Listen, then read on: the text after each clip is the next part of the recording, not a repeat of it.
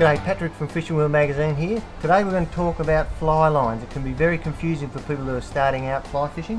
What you need to understand first is why fly lines are designed the way they are. When you're trying to cast something this big, it has absolutely no weight in it. When you're casting a lure or a sinker, it's got plenty of weight. When you load up the rod, your lure or your sinker goes out and your line travels along behind.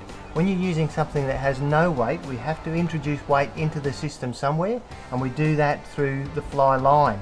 That's why fly lines are generally much thicker than ordinary monofilament lines or braided lines.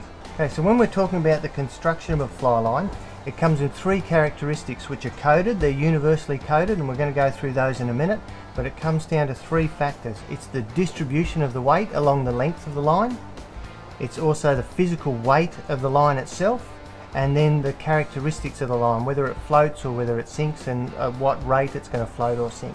Breaking this down a little bit further, the first two characters on this code represent the distribution line. As we spoke before, we've got a weight forward, a double taper, and we also have one called a shooting taper, where the weight is very accentuated in the forward part of the line. The number is where you would choose which fly line is going to suit which application best. The smaller the number, the lighter the line, and therefore the lighter the application. So light ones are generally what we'd use for freshwater, for trout fishing. The mid numbers in sort of 8, 9, 7, they're around the midstream saltwater or tropical freshwater. And then when we get to the heavier lines, 10s, 11s, 12s, 13s, that's for heavy saltwater applications.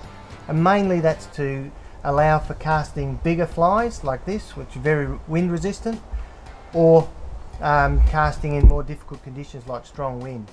Okay, the final character on that code is an S for sinking, F for floating, or I for intermediate. There are variables amongst all of those, but floating line is obviously a fly line that's going to float, sinking line is one that's going to sink, and then an I for intermediate is a fly line that's going to actually slowly sink. There are different characteristics built into all those lines.